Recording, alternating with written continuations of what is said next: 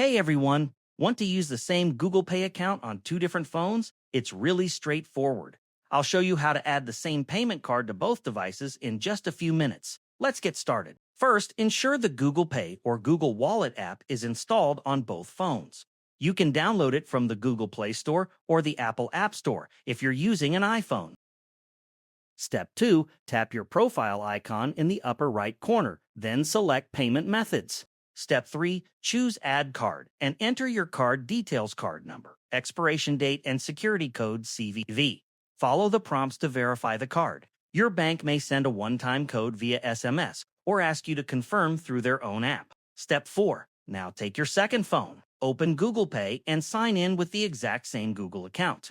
Go to Payment Methods again, tap Add Card, and enter the same card information. A helpful note, most banks allow the same card to be added to multiple devices, often up to 9 or 10, but it's good to check your bank's specific policy. That's all there is to it. You can now use Google Pay with the same card on both phones. Easy, right?